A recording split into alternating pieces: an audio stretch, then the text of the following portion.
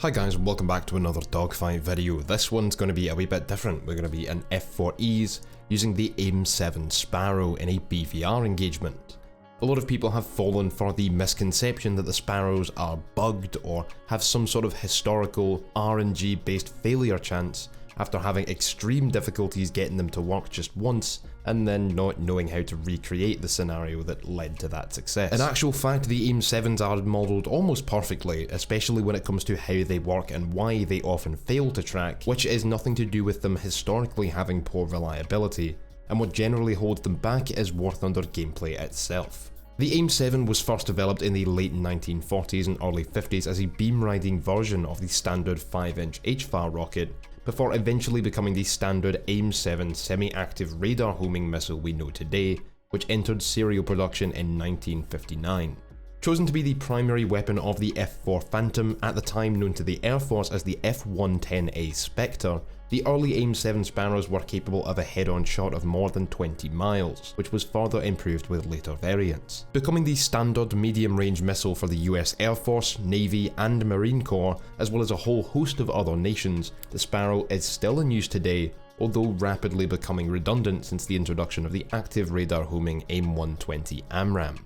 With the adoption of the AIM-7E2 variant in the Vietnam War and later AIM-7E4 for the F-14 Tomcat, the Sparrow would actually become the favoured dogfight missile over the infrared homing AIM-9 Sidewinder. As a semi-active radar homing missile, often referred to as a Fox 1 type missile, the Sparrow requires a constant radar lock while it is in flight, as the missile does not contain its own tracking software, instead being slaved to the radar of the launch aircraft. This means that if the radar loses lock, the missile will self-destruct, making the Sparrow best suited to high altitude engagements where ground clutter isn't an issue. The target also needs to be in the launch envelope, which is not as simple as it might seem. Although the given range of the AIM-7E is 50 kilometers, this is for a head-on shot at high altitudes where the air is thinner, as well as a high launch speed and closure rate. For example, if both aircraft are at 45,000 feet travelling towards each other at Mach 2. Because the 50 kilometer range is the maximum range a target can be while still being hittable, and not the effective travel distance of the missile, targets that may appear in range are often outside the launch envelope, or WEZ for Weapon Employment Zone, of the missile. Paying careful attention to the aircraft's radar to ensure the target is within the WEZ, and then leading the missile correctly for the target will make for a far higher probability of a kill. As for defeating a radar homing missile, flares will not help in the slightest. However, there are plenty of tactics that can be employed, such as cranking, which will help you combat a Fox 1 launch without simply giving up the advantageous high altitude position. Before we get into the fight, I just want to shout out the sponsor of today's video, Iron Conflict. This is a multiplayer online strategy game featuring tanks, jets and all kinds of other vehicles from the early days of the Cold War to the modern day. Fight in 3v3, 5v5 or 10v10 matches on randomly generated maps with hundreds of iconic machines, from the F-16 and M1 Abrams to the Type 99 and J-15. Assemble your loadouts of 3 unit types out of tanks, artillery, fighters, bombers and even infantry, and put your strategic might to the test in this addictive gameplay experience powered by Unreal Engine 4. With as many as 60 units in play in a single battle, the choice is yours as to what you use and how you use it. Brawl in tanks, attack from the skies or defend them from the ground, sneak infantry into ambush positions or rain down barrages of artillery fire to crumble your enemies to dust. Get early access to Iron Conflict on Steam now at the link in the video description below, and with new content from a recent patch bringing in tons of new stuff including the new Dustwater map, there's never been a better time to check it out. Iron Conflict, proud sponsors of the Scottish Koala.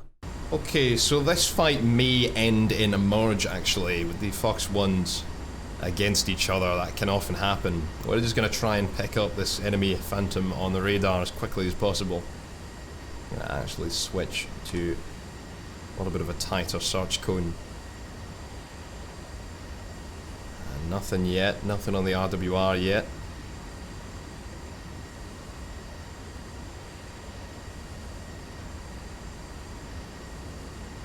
And as soon as we start picking up anything, I'm going to try and launch as quickly as possible. I do wish I had a little bit more speed, but that's just a restriction with the map sizes. I'm surprised we haven't seen anything yet. Getting a little bit closer than I'd like.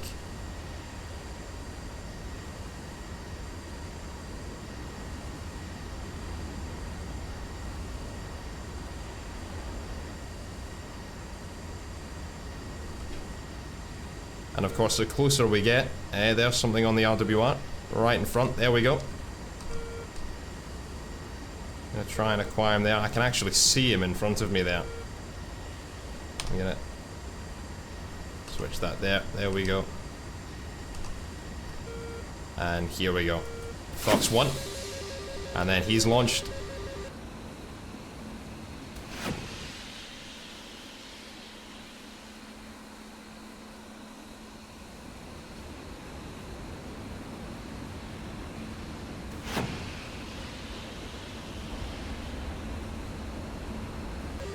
And we're immediately gonna crank to the right hand side, offset right, which is gonna force his missile to come over to its left, and we're gonna then switch back around. There's his Fox 1. Oh, I heard that one come right past me. And there's the Marge. Fortunately, couldn't launch a second one there. We're gonna switch to Sidewinders. And I would have liked to have killed him before merging here, but fortunately that's just not the way it's gone. And we've got a huge amount of speed over him here. Just gonna start pre-flaring so that he doesn't get a Sidewinder off. And this is where this is risky.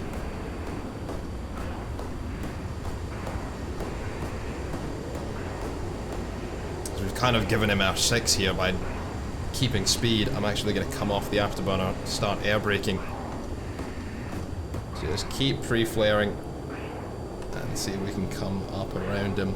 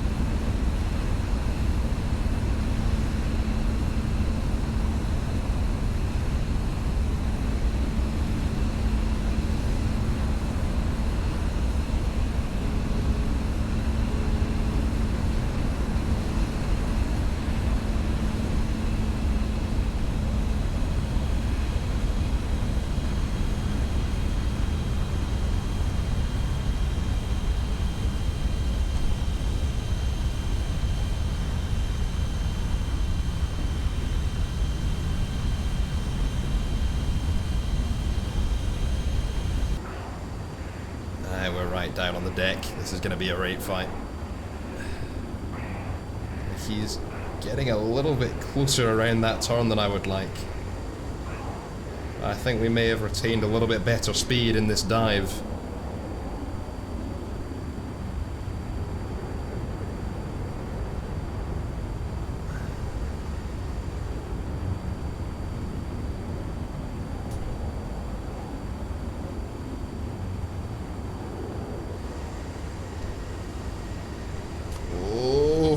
Very low to the ground there. That was a little bit worse than I had planned.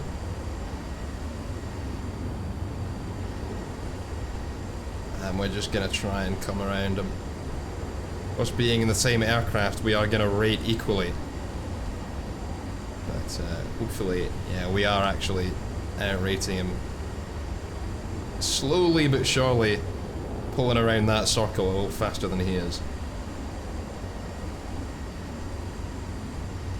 Trying to make little maneuvers so we don't screw up our degrees per second.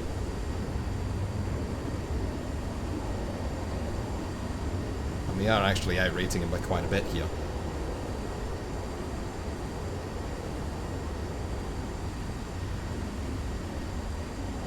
But that's interesting. That's our first Fox 1 fight. We ended up going straight for the merge almost immediately. He managed to dodge my missiles, which I'm actually quite surprised about. Well, I heard a couple of his come right over my head there. Never saw them. Yeah, and he's going to be starting to get real scared now.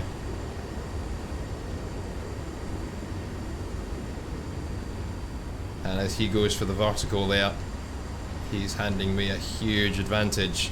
And this is a bit of a last-ditch effort as he goes up like that.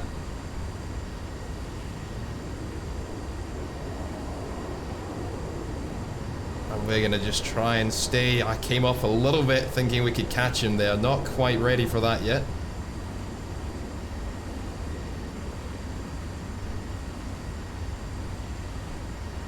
Just stay on the deck. Keep this nice coordinated turn going, and there he goes, going up again. Trying to cut that speed, cut inside my turn a little bit.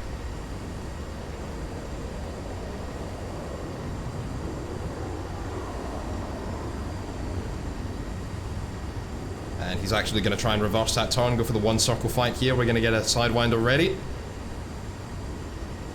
Closure rate's a little bit more than I would have liked. He's pre-flaring.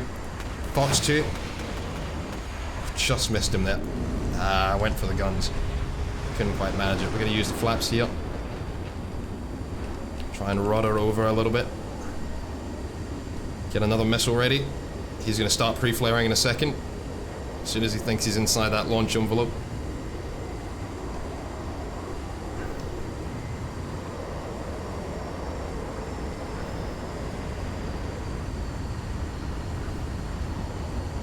See if we can just stay a little bit outside his turn here.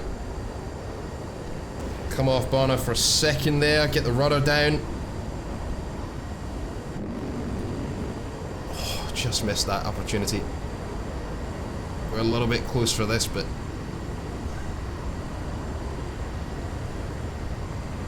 and this should be the end of this fight here. If I don't mess up this shot. Splash.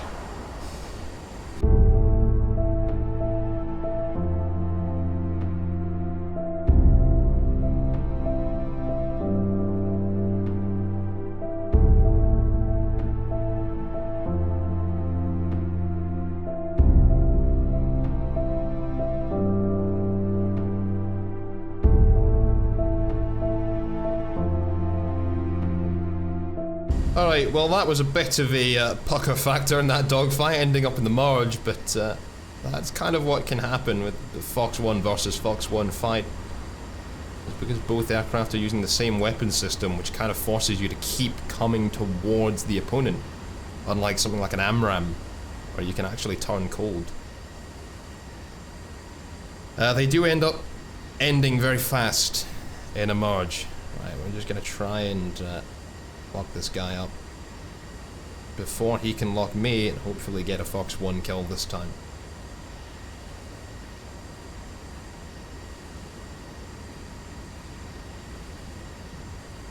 We're gonna try and keep altitude a little bit. I don't want to be dropping below 30,000 feet. Ideally. I would like to have locked him up a little bit before this.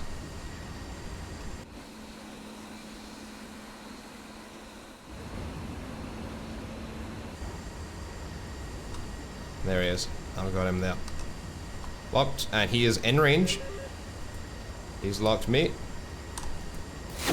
And there we go, Fox 1. Oh, we might try and give him another one. Fox 1 there, and we're going to offset left this time. Right to the gimbal limit. We've still got a little bit more room to go. That's about as far as we can offset.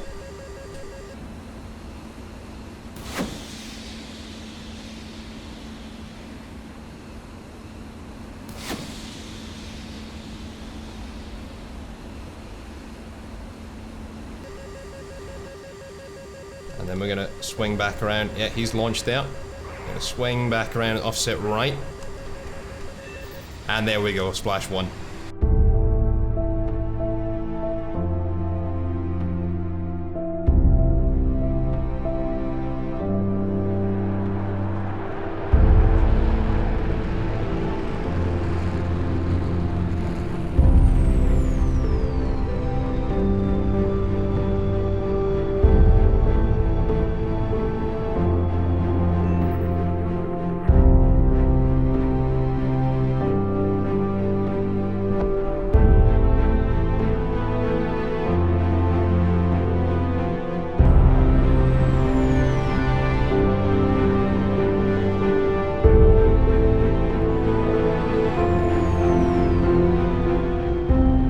Alright lads, so we have a lot to unpack from the replay of this engagement. I'm going to try to speed through it a wee bit, just so that we're not here forever. So if there is anything else you want to know or are confused about after this, then make sure to come follow me on Twitch, link below, where we do these dogfights and unpack them live, or ask away in the comments.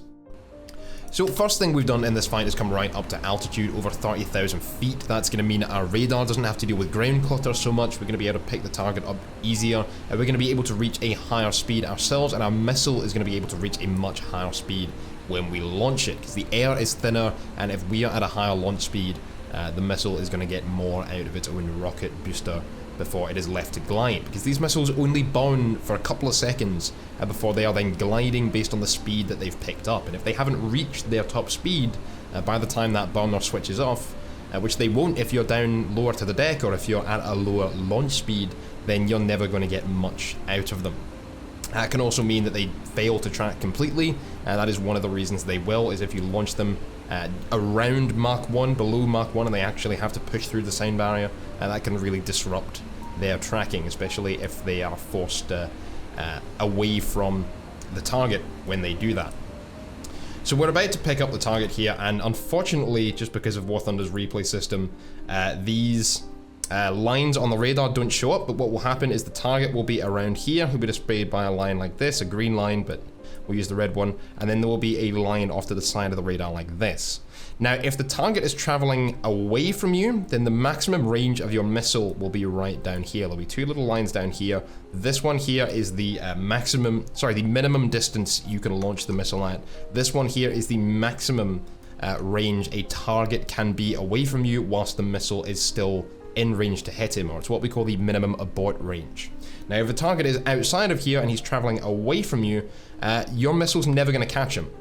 Whereas if he's coming towards you, then it's more likely that the maximum range of the missile is going to be somewhere out here, which was what we saw in the video. If you want to go back and have a little look, I wish that these lines would show up on the replay here, but they don't, unfortunately.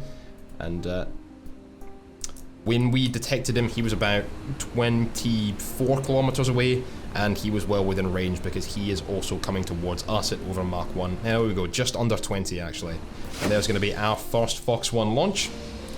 Now, because we're at a nice high speed, the missile is able to track quite easily. He's coming directly towards us. He's not pulling any sharp maneuvers. This little indicator here will tell us the direction of the target. The fact that it's pointing straight towards us means that he is coming directly at us. If this swings out to the side, it's because he's pulled a maneuver over this way. If it swings out to the other side, it's because he's swung out this way.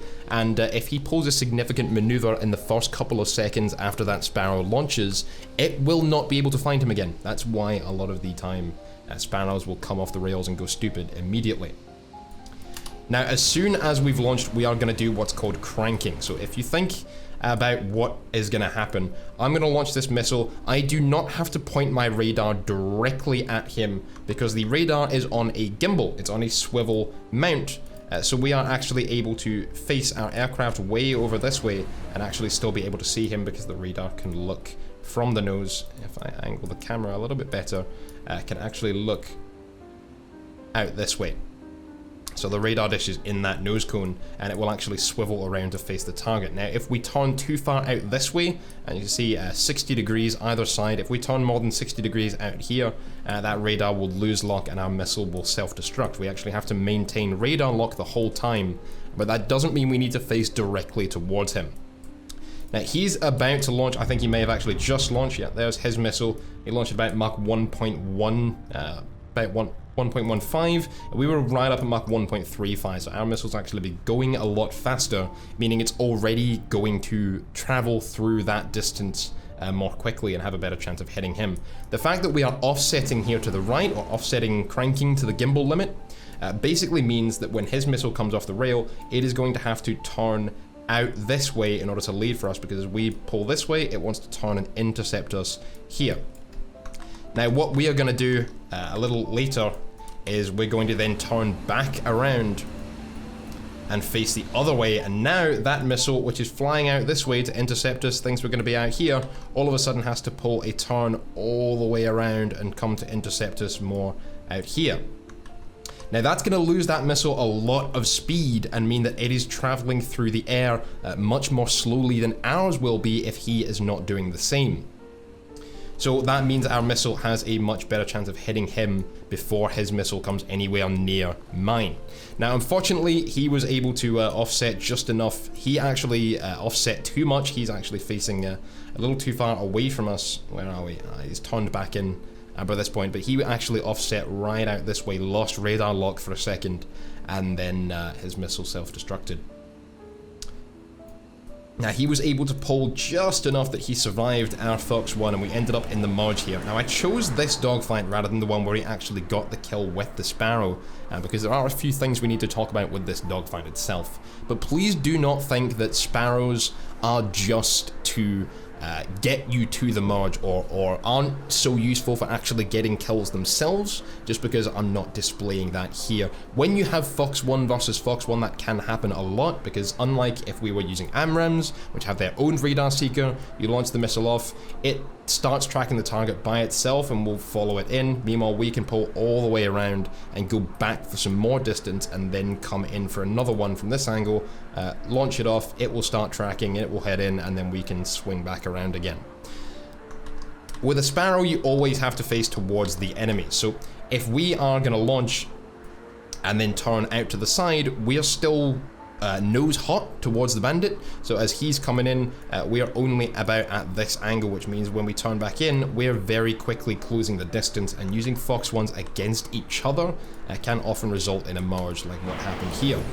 Now, if we were using Fox 1s and he was just flying around, they would definitely have been the more powerful weapon, but here, and we actually ended up needing to merge. Now, I only got one Sparrow off, because very quickly we were at such close ranges that we were inside the WEZ, or the weapon employment zone, and I wasn't able to launch a second one, which quite possibly would have killed him if it were an R3R or an R530, the other radar guided missiles we currently have access to, because they do not have that quite such a minimum range requirement.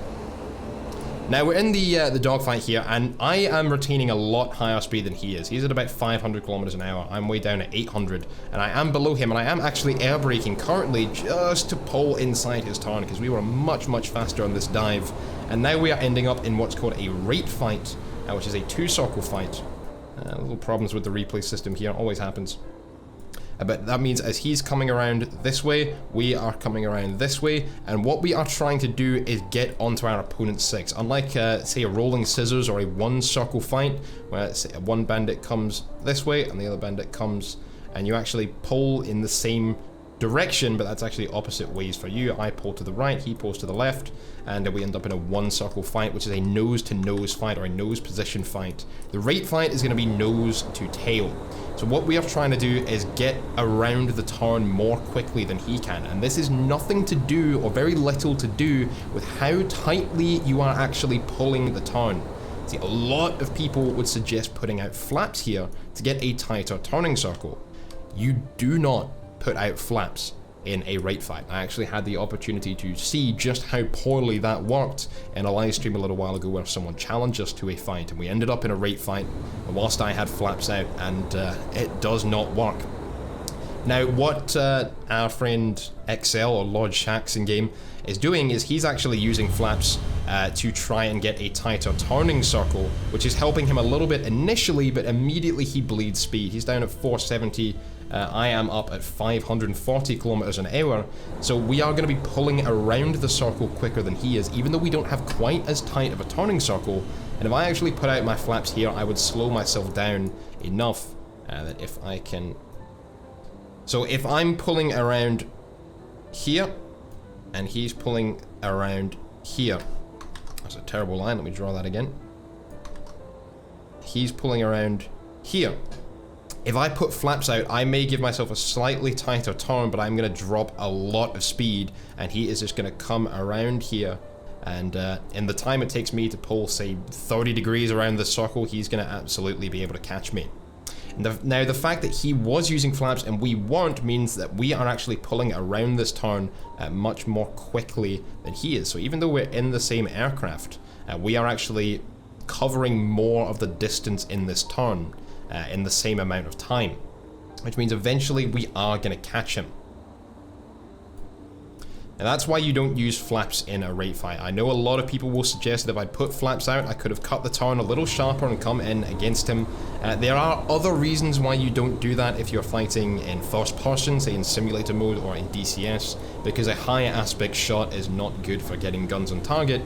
But in War Thunder, the same rule does apply, especially when you're in the same aircraft. If I were to put out flaps here, I'd slow myself down, and all that higher turn rate in the world wouldn't matter at all. Now, XL or Shax has gone up here in an attempt to do what's called a high yo-yo maneuver, which is if he comes up, he's going to cut that speed, he's going to be able to drop down on me, use the rudder, and see if he can cut that turn a little tighter. It's generally done when you're on an opponent 6, an opponent who can turn tighter than you can, but of course, if I bring the camera out here, so as I come around here, he's going to pull up. I can't quite display this, but if he comes around like this, and then ideally he's going to be able to turn inside someone who actually can turn tighter than he can, because we've already established that I'm rating him quite successfully at the moment. So he's trying to do whatever he can to cut that turn a little tighter, and it doesn't quite work because he's done that really in the wrong position. That's just put him out of plane by going into the vertical there, slowed him down even more and lost him degrees per second around this circle. Meanwhile, I'm retaining my speed. I'm trying not to take the bait and go up vertical. I did at one stage, I think it might have been in this turn, and yet we did try and follow him through that, and we weren't nearly far enough around him to be able to pull that on. But what's going to happen is we're just going to continue the circle around. As he comes up, he's slowing himself down a lot. Meanwhile, we are retaining our speed, and as he sees that he needs to do something a little bit funky pretty soon, he's going to come around. So we've been following around this way, and I've been following him around that way. He's going to swing around like this, and I'm going to try and put my guns in up the top of this curve. We're going to see that in just a second. So as he goes up, I'm going to try and follow him through. Did try and get a missile on. He's pre-flaring, which is the best way to flare against an AIM-9J, because these missiles, once they're in the sky, once they've actually been launched flares, really struggle, especially when your afterburner's on. Now, I'm not sure if he came off burner. He's still on the afterburner. So if he had not been pre-flaring, this missile would definitely have been able to hit him. The fact that he's pre-flaring, he's already putting out a beam of flares. As soon as he thinks he's within the wares of that missile, he's going to start flaring, and that missile is going to just miss him and go for the flares. I did go for the guns there. Couldn't quite get the nose authority. We've slowed right down here, and he is actually going faster than I am here, but because we're already on his 6, that is perfectly fine. And in a one-circle fight, which we're kind of in more of a one-circle fight or a nose position fight now, it's a little bit safer for me to drop the speed. So now that we're on his 6, now that he's given up the rate fight by going and reversing that turn and going for the one circle, I'm able to drop the speed quite comfortably and sit on his 6. And even though he is able to get around this circle, and he could have gone for a rate fight if he'd have just continued this circle down. So he's come up like this, and I'm coming up to try and match him. Now, because he's at a half speed, if he'd have continued this turn down, we would have actually gone into a rate fight in the vertical. He could have then transitioned us into a horizontal rate fight in which he would have had an advantage, and we would have started doing those circles all over again. Now, the fact that he's actually come up and reversed that turn, gone up again, has practically just given me all the chance I need to be able to come up and put shots into him either here, or he's going to do the exact same thing and try and go up again, try and stall out on top of me. I had just a little bit too much speed cashed in for him to be able to pull that off. So as he comes up, I'm not going to be able to put guns on there, and he could have easily gone down to the deck, transitioned us back into a rate fight down around here just like we were before, and had an advantage there which I would have needed to have done something about. But here, he's just giving me all the chance I need to be able to put guns. Just missed there. Really should have gone for a Sidewinder and not for guns there. I would have easily been able to kill him there. I'm not sure if he's out of flares or if he just wasn't pre-flaring there because he didn't think I had a missile ready. But I could definitely have killed him there with a Sidewinder. Instead, we're going to follow him through the vertical one more time. Once again, big mistake on his part. Should have gone down, not up. And we were able to use the rudder, kick the plane over, and easily put guns on there. Pretty much sliced him in half, which is fantastic. So the Fox 1 fight itself, really, is about slowing down the opponent's missile. You're up at altitude, you've got plenty of space between you, especially if you're launching at much further ranges like we were in the second fight. We're actually at 25 kilometers at launch. And you can very easily do a lot to make that missile take longer to hit you than yours does to hit him. And of course, unlike an AMRAAM, once that plane is hit and it loses radar lock, and it will lose radar lock instantly, that missile is not going to track anymore. It's going to go stupid straight away. So it's all about getting your missile to hit him more quickly than his can hit you. Of course, if you launch first, you're already at an advantage, and we did launch first in that second fight by about 5 seconds. But in this fight, we actually launched at about the same time. And the fact that we were able to both dodge each other's missiles is actually quite spectacular. If these were AIM-7E2s, which were actually developed in, I forget whether it's 1967 or 1969, but either way, long before this modification of the Phantom, with the flares and with the Agile Eagle program. So we really should have that missile, but that would make the Phantom pretty overpowered right now, unless the MiG-21 can get some better missiles. And if these were AIM-7E4s, which the F-14 Tomcat used, or even AIM-7Ms, which F-16s and F-15s were using in the Gulf Wars, we would have had no chance of dodging each other's missiles. It would purely have come down to who could get their missile to hit first. And we were using techniques like cranking to the right and to the left to try and force that missile to pull maneuvers that lose its speed. Remember, these missiles are gliding after the first couple of seconds. If you can slow them down, they pretty much become buses. They will not pull the maneuvers that you need them to. Fortunately, we were able to show a pretty nice dogfight there instead.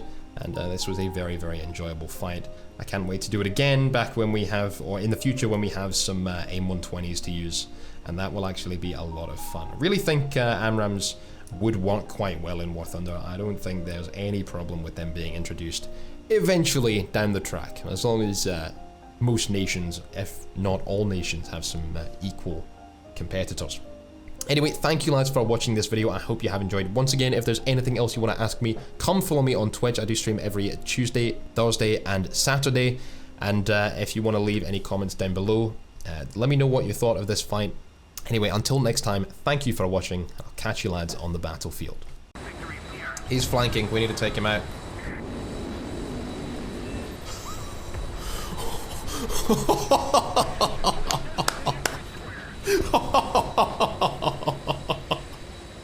Oh, dude.